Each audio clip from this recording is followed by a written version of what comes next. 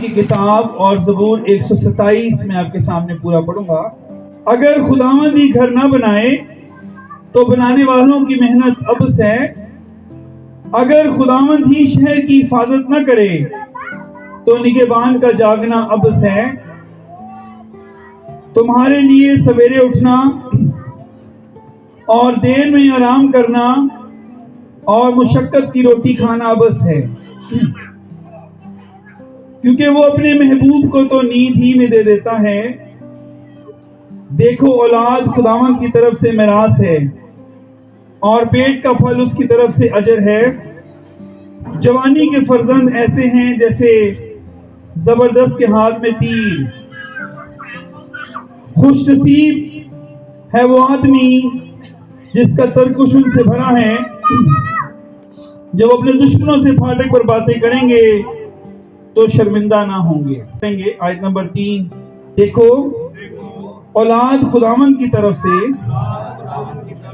میراث ہے اور پیٹ کا پھل اسی کی طرف سے اجر ہے۔ عزیز بہنوں بھائیوں، ہم خدا کا شکر کرتے ہیں کہ خدا نے سیمیل کو، اس کی مسز کو، ان کے گھرانے کو خدا نے فرزند نرینہ بخشا ہے۔ اس بات کے لیے ہم خدا کا شکر کرتے ہیں۔ اور آج یہ جو شکر گزاری کی عبادت رکھی گئی ہے، اور خاص طور پہ والدین کے کلام پیش کیا جائے گا کہ والدین آج کے کلام پر غور، خاص طور پر جو والدین ہیں جن کو خدا نے والدین ہونے کا رتبہ دیا ہے، ہم خدا کے کلام پر غور کریں گے۔ خدا کے کلام مقدس میں لکھا ہے، اولاد خدا کی طرف سے ایک میراث ہے۔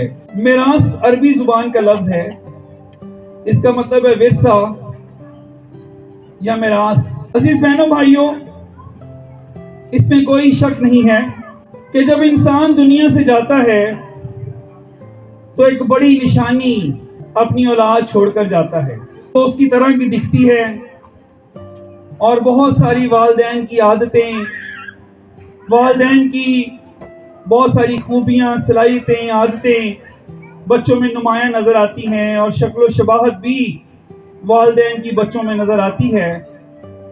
ایک جگہ کسی کے والد کی ڈیتھ ہو گئی تو ان کے بڑے بیٹے سے جو افسوس کرے تو وہ کہے، ہمارے والد صاحب مرے نہیں ہیں، آپ ہمیں دیکھ لیں، وہ زندہ ہیں، آپ ہمیں دیکھیں، ہمارے والد صاحب ہم میں زندہ ہیں۔ تو اس میں کوئی شک نہیں ہے، جب والدین دنیا سے جاتے ہیں تو اپنی بہت بڑی نشانی دنیا میں چھوڑ جاتے ہیں، اپنے بچے۔ تو آج خدا کا کلام یہ بتا رہا ہے، اولاد خدا کی طرف سے ایک میراث ہے، ایک بکھرا ہے، ایک بہت بڑا حصہ، بہت بڑا اجر جو خدا انسان کو دیتا ہے۔ اگر ہم میراث کی بات کریں تو عبرانی لوگ جو تھے، اسرائیلی لوگ جو تھے، وہ 400 سال تک مصر کی غلامی میں رہے۔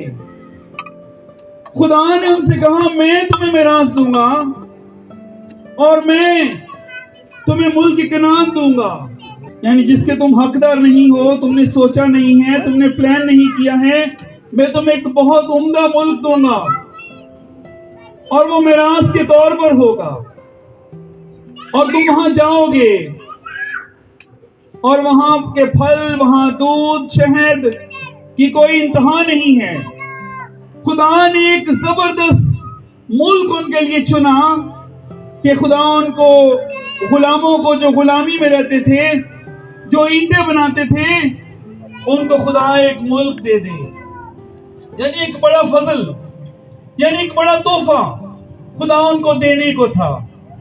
اسی طرح جب خدا ہمیں اولاد دیتا ہے تو یہ ایک بہت بڑا تحفہ اور ایک بہت بڑا فضل ہے جو خدا انسان کے اوپر کرتا ہے۔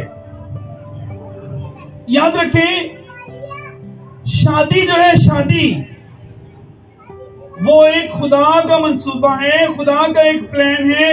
خدا نے انسان کو اپنی صورت، اپنی شبیہ پر بنایا ہے، اور خدا جو ہے، خدا ایسی اولاد چاہتا ہے جس سے خدا کی تشبیہ اور خدا کا چہرہ اور خدا کی صلاحیتیں معاشرے کے اندر اجاگر ہو جائیں۔ جب خدا نے آدم کو بنایا، کلام میں لکھے، خدا نے آدم کو اپنی صورت اور اپنی شبیہ پر بنایا۔ خدا کی شبیہ کیا ہے؟ خدا پاک ہے، خدا راست باز ہے اور خدا سچا ہے۔ جب خدا نے آدم کو بنایا، آدم پاک تھا، آدم راست باز تھا اور آدم سچا تھا۔ لیکن جب خدا آدم نے گناہ کر لیا تو آدم نے اس زمین کو خراب کر دیا۔ نہ آدم پاک رہا، نہ آدم راست باز رہا اور نہ آدم سچا رہا۔ خدا نے انسان کو اپنی صورت، اپنی شبیہ پر بنایا تاکہ جو معاشرہ ہے وہ ایسے لوگوں سے بھر جائیں جن کے اندر خدا کی صلاحیتیں ہوں، خدا کی شبیہ نظر آئے، معاشرہ پاک بنے، سوسائٹی پاک بنے اور لوگ خدا کے نام سے جانے جائیں۔ اس لیے خدا نے آدم اور ہوا کو جوڑا ہے۔ It was a big plan of God۔ یہ خدا کا ایک بڑا منصوبہ تھا آدم اور ہوا کو جوڑنے کا۔ اس لیے یاد رکھیں جتنے میرڈ کپلز ہیں کہ married life it's a big plan of God، ایک بہت بڑا منصوبہ ہے۔ بینس کالونی کی بات ہے کہ ایک پادری صاحب نے ایک بابا جی سے پوچھا، بابا جی آپ نے شادی کیوں کی؟ تو بابا کہتا ہے مجھے نہیں پتا میں نے کیوں کی شادی۔ یہ بہت بڑی تاریکی ہے کہ ساری عمر گوا دی اور بائبل میں شادی جو ہے اتنا بڑا منصوبہ، اتنا بڑا پلان، خدا جو ہے آدم اور ہوا کو کس طرح بنا رہا ہے، خدا کے منصوبے کیا ہیں، خدا نے آدم اور ہوا کو کیوں جوڑا۔ جب خدا نے ہوا کو بنایا، آدم کا اتنا بڑا آپریشن کر دیا، اس کے اوپر پہلا سرجن خدا ہے، آدم کے اوپر گہری نیند بھیجی، اس کو خدا نے کاٹا، اس میں سے ہڈیاں نکالی، گوشت نکالا، ہوا تیار کی۔ اگر بچے ماں سے جنم لیتے ہیں تو بیوی شوہر سے نکالی گئی ہے، خدا کا کلام یہ بتاتا ہے۔ ایک بڑا گہرا رشتہ ہے میاں بیوی اور بچوں کا، کیونکہ انہوں نے خدا کی صورت اور خدا کی شبیہ کو ظاہر کرنا ہوتا ہے۔ آؤ ہم انسان کو اپنی صورت اور اپنی شبیہ کی مانند بنائیں۔ عزیز بہنوں بھائیوں، بچوں والوں، یاد رکھیں بچے بہت بڑی ذمہ داری ہیں۔ آج شکر گزاری کی عبادت ہے، لیکن آپ کو پتا ہے حقیقی شکر گزاری کیا ہے؟ یہ بھی بہت ضروری ہے، اس کے لیے بھی خدا کا شکر کرتے ہیں۔ یہ ایک بڑی تربیت کا رزلٹ ہوتا ہے جب لوگ شکر گزاریوں کی عبادت رکھتے ہیں۔ اس کا مطلب ہے وہ کلام کو جانتے ہیں، وہ خدا سے پیار کرتے ہیں۔ لیکن اصل میں اس سے بڑی شکر گزاری کیا ہے؟ آج کا میرا مضمون ہے نسل کی شکر گزاری۔ نسل کی شکر گزاری یہ ہے کہ جب خدا کسی کو اولاد دیتا ہے، ہم سمجھتے ہیں کہ شاید ایک پروگرام کرنا، کھانا بنانا، عزیزوں کو بلانا، عبادت رکھنا، یہ شکر گزاری ہو گئی۔ ٹھیک ہے، یہ ضروری ہے، یہ بہت ضروری ہے، لیکن اس سے بھی کچھ خاص ضروری بات ہے۔ خاص ضروری بات یہ ہے کہ خدا ہمیں اولاد دے اور ہم اس اولاد کو خدا کے ایماندار بیٹے اور بیٹیاں بنائیں، ایسے ایماندار بچے جو کل آنے والی زندگی میں اپنے خدا کے اوپر بھروسہ کرنا سیکھیں، ان کی ایماندار زندگی ہو۔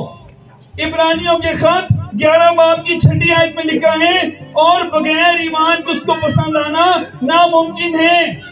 اگر ہمارے بچے ایماندار نہیں بنتے تو پھر میاں بیوی کا جو ہے وہ رشتہ جوڑنے کا سارا منصوبہ فیل ہو گیا۔ بچے کل کو خدا پر شک کرتے ہیں، بچے شک کی حالت میں رہتے ہیں، وہ ایماندار بنتے نہیں، ان کو ایمان سے چیزیں لینی نہیں آتی، تو پھر کیا فائدہ؟ خدا بہت بڑے ہیں۔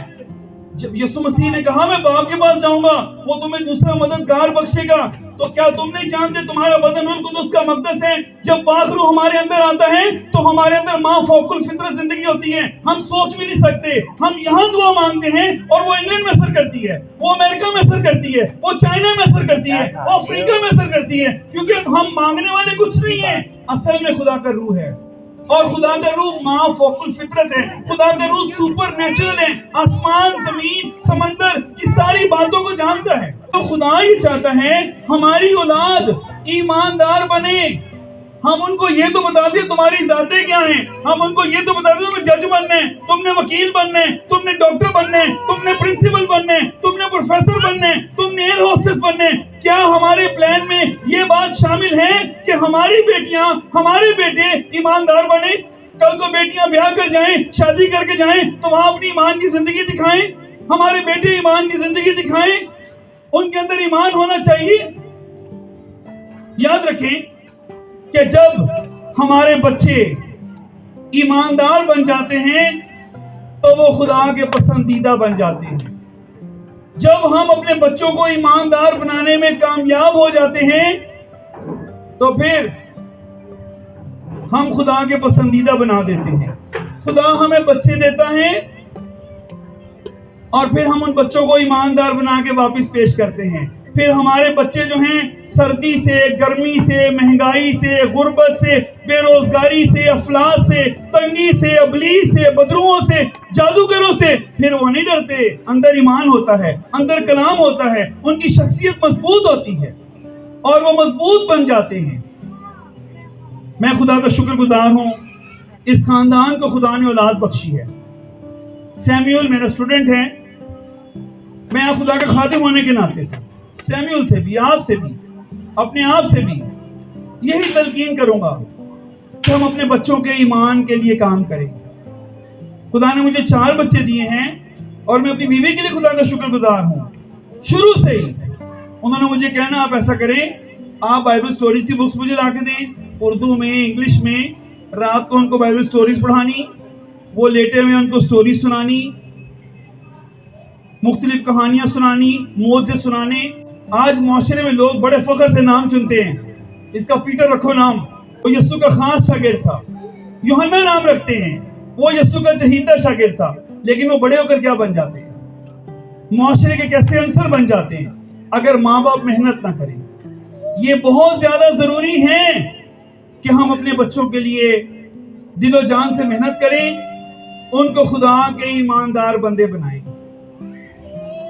پہلا سیمیول پہلے باب کی 11ویں آیت میں لکھا ہے، بزرگہ ہنا جب ہیکل میں دعا کرنے گئی تو بھی اس کو کوئی امید نہیں تھی. وہ بانجھ تھی، لوگوں کی باتیں سن کر دکھی ہو کر وہ ہیکل میں گئی تھی اور اس نے ہیکل میں جا کے کہا، خداوند اگر تو مجھے فرزند نرینہ بخشے تو میں تجھے ہی دے دوں گی. اس کے سر پہ کبھی اس طرح نہیں لگے گا، کیونکہ اس ٹائم جو چنیدہ لوگ تھے، نذیر جو ہوتے تھے، ان کے سروں پر اس طرح نہیں لگتا تھا.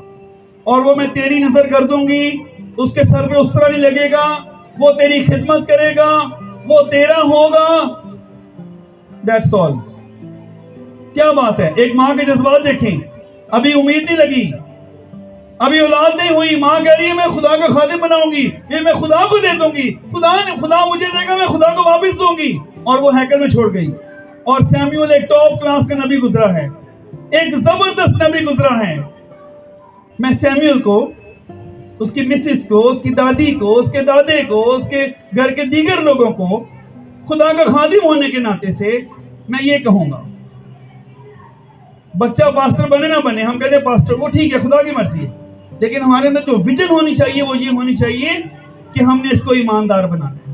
ایماندار. اور جب وہ ایماندار ہم بن جائیں گے تو کلام میں لکھے بغیر ایمان کے اس کو پسند آنا ناممکن ہے، تو ہم خدا کو پسند آ جائیں گے. ایمان بڑے عجیب کام کرتا ہے. ہمارے بچے پھر ایمان کی باتیں کریں گے. ہمیں ایمان کی زندگی گزارنی ہے، اپنے بچوں کو ایماندار بنانا ہے تو زندگی پھر کامیاب ہے. ہم بے ایمان ہی بیاہ دیتے ہیں، وہ بیچارے اپنے حالات سے ٹکرا کے پاگل ہو جاتے ہیں، پریشان ہو جاتے ہیں. ان کو خدا سے کچھ لینا ہی نہیں آتا، ان کو خدا سے بات ہی نہیں کرنی آتی، ان کو خدا کا پتہ ہی نہیں ہوتا، ان کے پاس خدا کا ایڈریس ہی نہیں ہوتا، ان کے اندر ایمان والی بات ہی کچھ نہیں ہوتی، کلام ہی کچھ نہیں ہوتا، اندر سے خالی ہوتے ہیں. کوئی بائبل کی سوال کر لے ان کو جواب ہی نہیں آتا، ان کو کچھ پتہ ہی نہیں، وہ حوالہ ڈھونڈتے ہیں، گھنٹوں لگا دیتے ہیں، کلام سے بالکل نا واقفیت اور دنیا سے ساری واقفیت. یہ بڑی خطرناک حالت ہے. خدا ہمیں اولاد دیتا ہے. حقیقی شکر گزاری یہ ہے کہ ہم ان کو خدا کے ایماندار بندے اور بندیاں بنا کر خدا کو واپس پیش کریں اور پھر وہ خدا کے ہتھیار بن کر استعمال ہوں، اور وہ رشتہ داروں کے لیے، بہن بھائیوں کے لیے، عزیزوں کے لیے پھر وہ باعث برکت بنیں گے. بہن کا فون آئے گا تو بھائی بولے گا تو پریشان نہیں ہو، ابھی خدا سے بات کرتے ہیں، ابھی دعا کرتے ہیں، ابھی کلام کھولتے ہیں، مسئلے حل ہوں گے. جب ہمارے اندر ایمان کی زندگی ہوگی ہم کسی رشتہ دار کو نہیں دیکھیں گے، پھر ہم اپنے آسمانی باپ کو دیکھیں گے، پھر ہم خدا پر بھروسہ کرنا لگ جائیں گے، ہم خدا کی قدرت کو دیکھیں گے، ہم خدا پر توکل کریں گے. آج خدا کلام میں سے یہ بات آگے رکھی گئی ہے، جتنے بچوں والے ہیں ہم اپنے بچوں کے اندر کلام کا بیج بوئیں, مائیں کلام میں محنت کریں, بچوں کو بائبل سٹوری سنائیے, بچوں پر محنت کیجئے, فیملی پریئر سٹارٹ کیجئے, گھروں میں دعا شروع کیجئے, مائیں کوئی نہ کوئی تمثیل سنائیں, روز سنائیں, موعظے سنائیں, تاکہ بچوں کے اندر ایمان پیدا ہو اور وہ جوان ہو تو ایماندار ہو.